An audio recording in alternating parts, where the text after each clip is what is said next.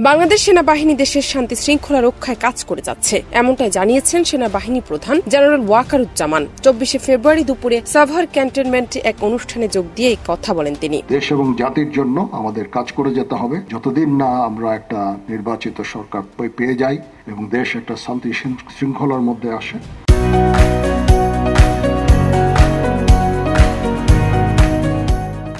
সেনাবাহিনী প্রধান বলেন, আমরা ভাবছিলাম যে দ্রুত কাজ শেষ করে ক্যান্টনমেন্ট ফিরে যাব, কিন্তু কাজটা দীর্ঘদিন ধরে করে যেতে হচ্ছে। কাজ যেহেতু বহুদিন ধরে করে যেতে হচ্ছে, তাই আমাদের ধৈর্য রাখতে হবে। আমাদের এই কাজটা করে যেতে হবে, ততদিন পর্যন্ত ধৈর্যের সাথে এই কাজটা করে যেতে হবে। তিনি আরো বলেন, আমরা দেশে যতদিন না একটা নির্বাচিত সরকার পাই, ততদিন শান্তি শৃঙ্খলা রক্ষায় আমাদের কাজ করে যেতে হবে। দায়িত্ব পালনের সময় উচ্ছৃঙ্খল কাজ করা যাবে না, এটা আমাদের খেয়াল রাখতে হবে। পাশাপাশি কাজের সময় অতিরিক্ত বল প্রয়োগ না করার বিষয়টিও তুলে ধরেন তিনি। শৃঙ্খল কাজগুলো করা যাবে না, এদিকে আমাদের নজর রাখতে হবে কোন ধরনের উচ্ছৃঙ্খল কাজ যেন না হয়। সেনাপ্রধান বলেন, বল প্রয়োগ করা যাবে না, তবে মাঝে মধ্যে এই কাজগুলো করতে গিয়ে কিছু বল প্রয়োগ হয়ে যায়। যত কম বল প্রয়োগের মাধ্যমে এই কাজগুলো করা যায় ততই ভালো। বল প্রয়োগ করা যাবে না, মাঝে মাঝে এই কাজগুলো করতে গিয়ে কিছু বল প্রয়োগ হয়ে যায় এবং যত কম বল প্রয়োগের মাধ্যমে কাজগুলো করা যায় ততই ভালো। জান্নাত নিপু, দেশ রূপান্তর।